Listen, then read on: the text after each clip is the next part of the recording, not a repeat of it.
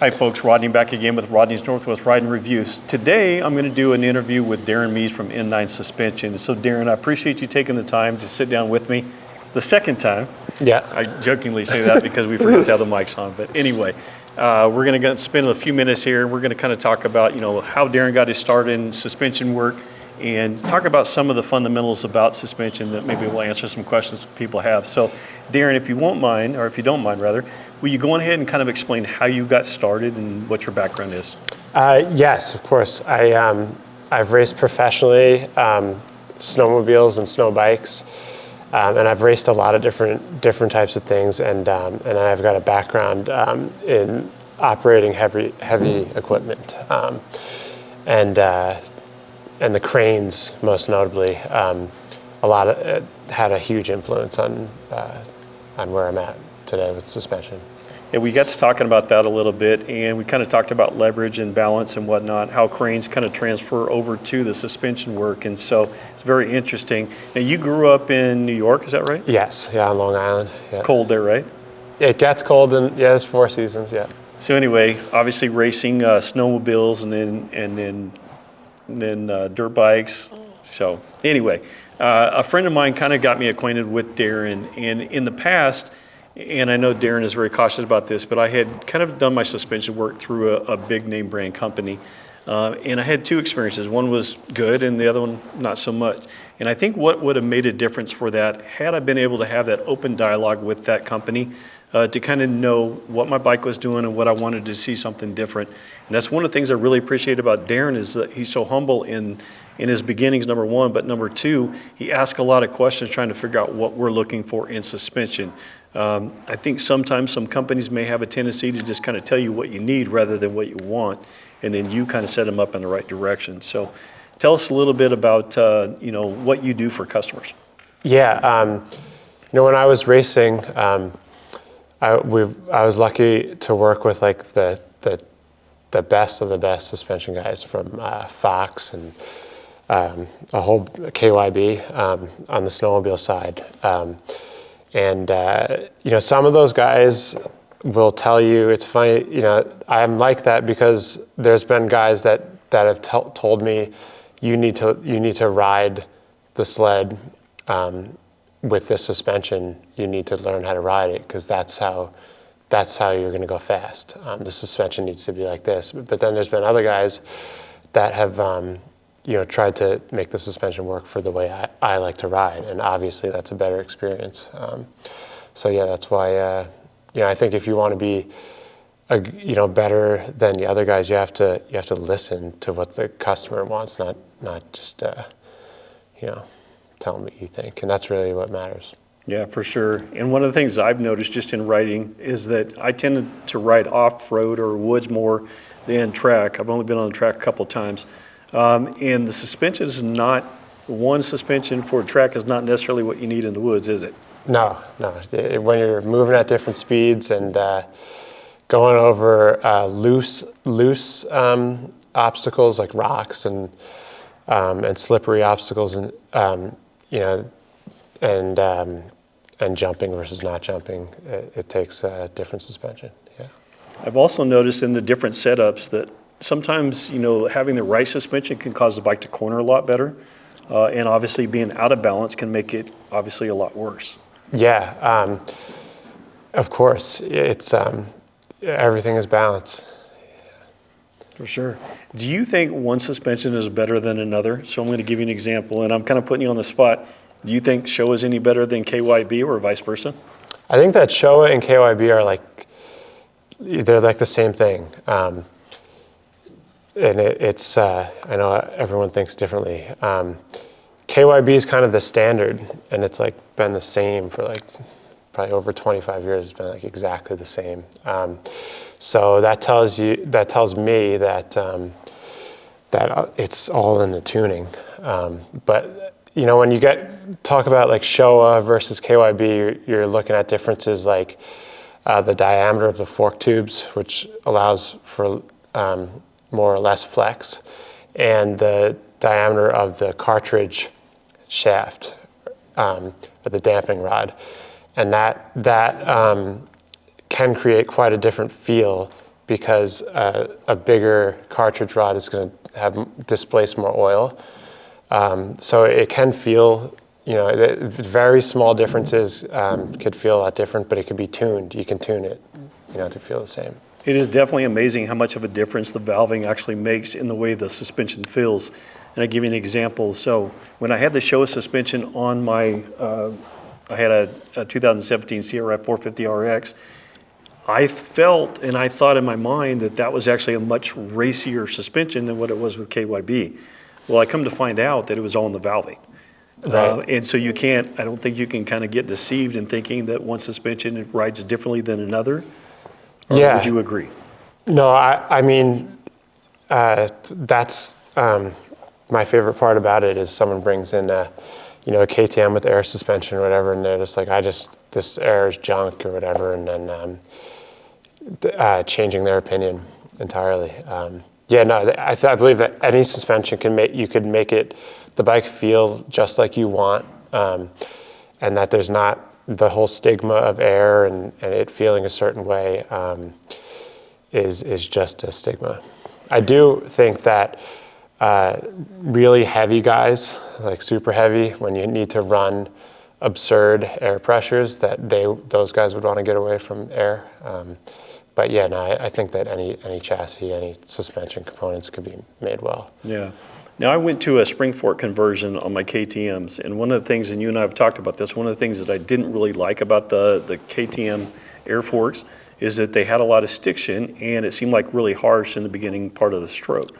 So have you come up with a solution to that, and are the newer ones any better than, like, say, for instance, 2017, 2018? So they have like relabeled them, but they're like exactly the same. They have a different air seal now, which and in cold weather, they have addressed a big issue of them collapsing and staying collapsed. But I mean, from what I see, like it all is the same. This year, for 23, they added like a bottoming cone, which makes a little bit of a difference. But no, they're the same. And the stiction that you're feeling is probably not stiction. It's probably just the valving. When you're not. I don't think the human can feel like it would be like a coefficient of friction that would maybe, I mean, I don't even know if it would register on a shock dyno, to be honest with you.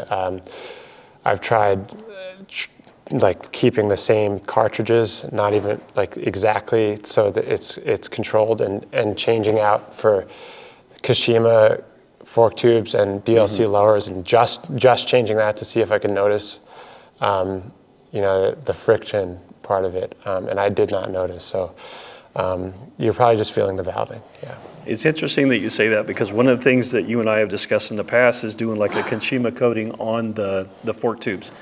And you were one of the first ones that said, honestly, I wouldn't waste your money. Now, obviously the top guys do it, and so we think it's going to be better. So in a normal rider like myself, where I ride mostly off-road, or even some guys that ride on the track, is it really worth it? It's totally not worth. It depends what's worth it to you. Everything will run at a lower temperature. So, when you're professionally racing, that's pretty huge. Anytime your temperatures get up, that's when wear happens a lot quicker. But no, I mean, for the average guy that's trying to save money, you're not. That should not be where you're looking to get your good suspension is Sure. in coatings now. So do Kashima coating, does that actually cause the fork tube to slide any easier, or what's the purpose of Kashima coating? Oh yeah, no one does real Kashima coating anymore. You gotta buy them. First of all, people aren't gonna Kashima coat used fork tubes. Okay. So a lot of the stuff that everyone's having done is anodized, and it changes the color, which is cool. I do it myself, but Kashima is moly impregnated anodizing, and it is so slippery that you usually need to run more torque and sometimes get better triple clamps because they slide in the triple clamps. Yeah. Interesting. So maybe I'm confused. When I think of Kashima coating, you're not talking about the inner tube, you're talking about the outer tube. The Kashima coating can only be done on aluminum parts. So Okay. you're talking about the top, bigger outer tube, yes. So when somebody puts black forks, and I'm speaking of the On bottom. the lowers, Yes. that's you could either do titanium nitride coating or preferably DLC, which is a diamond-like coating. It's a harder, and it definitely is a functional coating. Okay. Yeah, And is that expensive? yeah, it's expensive. Yeah. Okay. Yeah. So for an average guy like myself, is it worth spending that extra money when you probably won't feel a huge difference? Not if you're trying to spend the money for performance, then it's not worth the money, no. Okay. Perfect. We talked earlier, if somebody wanted to set up their bike properly, what's the first thing that you would want to make sure that they're setting up? After the suspension is done custom to them? Let's or- say before they've done any suspension work. Oh, okay. So, yeah, we're saying, so if you have stock suspension that needs to be serviced, you start making clicker adjustments, it might not make much of a difference. Or if you have aftermarket suspension, anything could be inside of there. So it's tough to say, but you can't go wrong with putting them, going 12 clicks out on everything, setting your sag at like 100 to 105 millimeters, and starting from there and make adjustments from there. Do you recommend making big adjustments or small adjustments when you're kind of trying to figure out what you're looking for? Well, as you go clockwise with your compression, each click's going to make more and more of a difference as you get closer to bottomed out. You're closing off that port, and so if you're way out, I would, say you're 12, say you're 15 clicks out, I would go 5 clicks in, and if you don't notice a difference, then obviously go more. But and if you're only 3 clicks out, 1 click's going to make a huge difference. And does the weather make a difference if it's cold outside versus summertime? Do you notice a difference in the suspension? I notice that it takes a lap it'll feel stiff for a lap, and then once it warms up, everything works the way it should.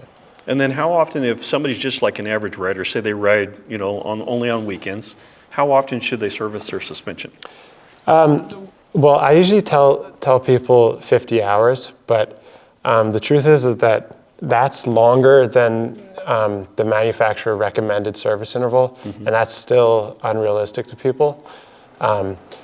If your fork seals aren't leaking, the bushings aren't very worn. Once the bushings get worn, those tubes stop running parallel to each other, and it creates an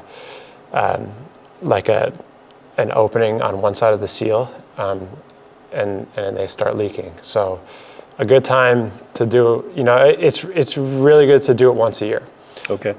But everyone rides different amounts, and some people ride in the mud, and some people ride in the desert, and it really, one thing that I have noticed is that guys that ride the bike some guys will go out there for a couple laps at a time and come in, and those guys can put a lot more hours on their bike than the guys that'll go ride for hours at a time, because I think the heat, it really deteriorates the oil. Okay. And when you build a lot of heat, you need to service your suspension more often. Good information. If somebody was going to set up a suspension, and I apologize, I lost my train of thought there for a second. Anything that you want to add while I'm thinking here? To setting up a suspension? Just in general, you have people ask you questions all the time. Something that I would for sure take advantage of right now is that you need to be responsible for the wear parts on your bike and certain things that do affect the suspension. The one thing that I always see is that it doesn't seem like anyone has their steering stem tight enough. You want to tighten that to where there's a little bit of resistance when you hit your bars back and forth. Okay. And then other things too is like tire pressure, the size of the tires that you're using. And a lot of times people will call and be like, hey, my suspension's not working as good as it did, and I'll ask them if they put a new chain and sprocket on their bike, and they change the sprocket size, and they move the axle forward or back, and that changes the chassis. I mean, you move your rear axle an inch, you're riding a different bike, pretty much. Yeah, and that's definitely something that a lot of people do without really thinking about it. Whether they put a new tire on, whether they change the chain, or even changing the sprocket for that matter. So it can make a huge difference. So if a person was, in that situation, so let's say, for instance, they're out riding, what tire pressure do you recommend? I always run like 12, 13, but in the trails or on a track that has a lot of like square edges or rocks, I would rather run 15 and not get a flat and be a little more careful than try and run less pressure and bend up a rim and get a flat. It's very interesting. You got to be responsible at the end of the day. Yeah, it's very interesting that you say that. And one of the things that I've always seen is that obviously running a lower tire pressure, you stand much better chance of pinch flats. Yeah. So I think some people have a tendency to run lower pressure when they're off-road because they want to make it less harsh. And they think that they're going to get better traction, but obviously they have a lot more at stake when you do that. Yeah, definitely. Good information. So what's the turnaround time? So if somebody decided they wanted to send their suspension to you, what's kind of an average turnaround time? We get them turned around right away. It's like we try and do like a day or two. Okay. Because I would want my suspension to get my suspension right back. But in the spring when we're really busy, sometimes it could take up to a week, but usually we get everything turned around immediately. Absolutely. Well, I definitely appreciate your time. And like I said, I apologize, first time, little hiccup there. But thanks again for taking the extra time to go through it. And if anybody's looking for suspension, how can they get in touch with you? We have a website, m9suspension.com. You can email, call, text, direct message. Pretty easy to get in touch with. Perfect. Awesome. Well, I really appreciate your time, Darrin. I appreciate it. And he's done some amazing work. I will do some reviews here in the near future. He just did some quad suspension for me, and I'm excited to get out there and test that. And then obviously he's done 4 different motorcycles that I've had. So I'm just picking up suspension for my YZ and then the quad. And so I'll give you guys some reviews here in the near future. So thanks again for watching. And if you have any questions, reach out to Darrin. But thanks again, and like and subscribe.